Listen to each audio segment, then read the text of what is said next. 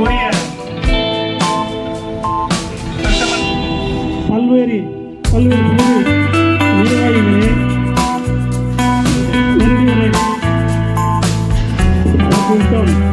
பல்வேறு நிர்வாகிகளே, அனைவருக்கும் சிறப்பு கூட்டங்களை நடத்தி கொண்டு சென்றிருக்கிறார் என்றால் அன்புக்குரிய நான் மிக கஷ்டப்படுகிறேன்.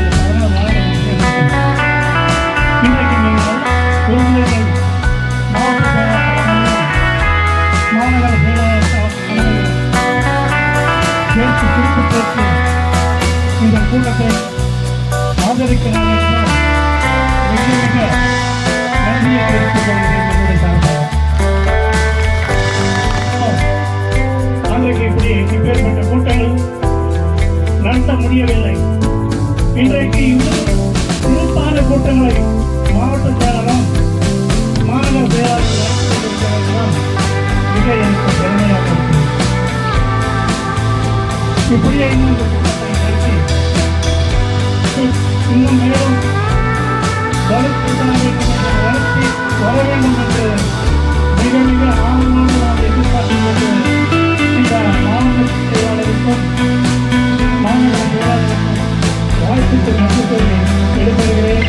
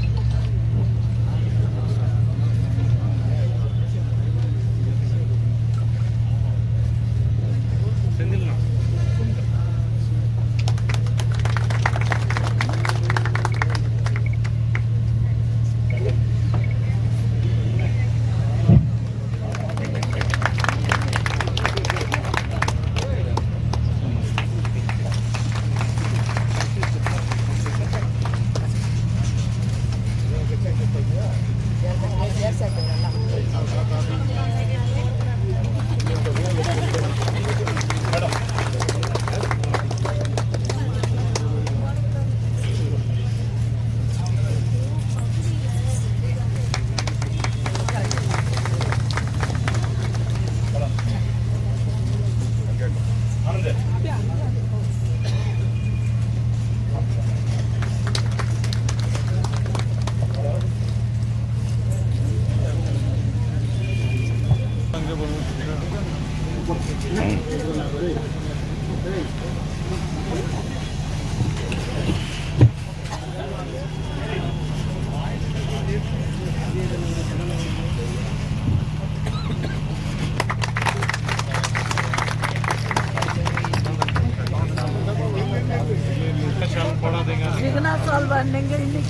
இன்னைக்கு திடீர்னு தெரியாம